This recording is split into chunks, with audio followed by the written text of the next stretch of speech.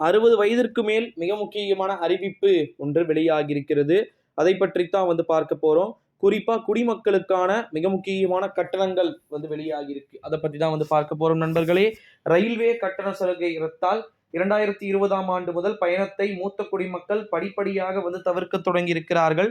குறிப்பா ஆன்மீக தலங்களுக்கு செல்லவும், மருத்துவ சிகிச்சைகளுக்கு செல்லவும், அதற்கு பிறகு பாத்தீங்கன்னா மூத்த குடிமக்களுக்கு இந்த கட்டண சலுகை பேருதவியாக இருப்பதால் இதை பாத்தீங்கன்னா மீண்டும் வழங்க வேண்டும் அப்படின்னு சொல்லிட்டு பல்வேறு விதமான தரப்பினர் கோரிக்கைகளையும் விடுத்திருக்கிறார்கள்.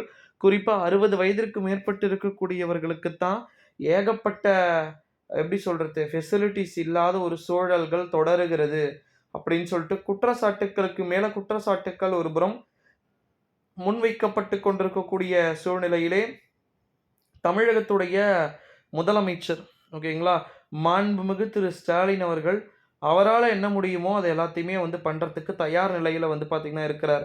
சீனியர் சிட்டிசன்ஸ் ஓகேங்களா, மூத்த குடிமக்கள் எந்த விதமான மனதுமே பார்த்தீங்கன்னா தயங்கிவிட கூடாது அப்படின்றத கரெக்டாக பக்காவாக பார்த்தீங்கன்னா பண்ணி இருக்கிறதை நம்மளால் பார்க்க முடிகிறது அப்படின்னே சொல்லலாம் நண்பர்களே.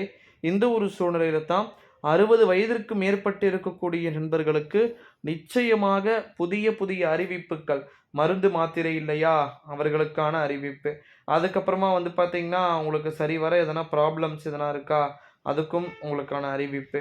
அடுத்து இன்னொரு மிக முக்கியமான அறிவிப்பு என்ன அப்படின்னு பார்த்தீங்கன்னா நம்முடைய தமிழகத்தினுடைய முதலமைச்சரின் மருத்துவ காப்பீட்டுக்கு இருக்கக்கூடிய அனைத்து விதமான திட்டங்களுமே கூட பார்த்தீங்கன்னா அறிவிக்கிறதுக்கு வாய்ப்பு இருக்கு. ஸோ இப்படி பல அறிவிப்புகள் அப்படின்றது வந்துகிட்டு இருக்கக்கூடிய சூழ்நிலையிலே கண்டிப்பாக இது எல்லாமே அவங்களுக்கான ஒரு சான்சஸ் அப்படின்னே சொல்லப்படுது. அடுத்த ஒரு மிக முக்கியமான ஒரு அறிவிப்பு என்ன அப்படின்னு பார்த்தீங்கன்னா இது ரொம்ப ரொம்ப மிக முக்கியமான ஒரு தகவல் அப்படின்னே சொல்லலாம்.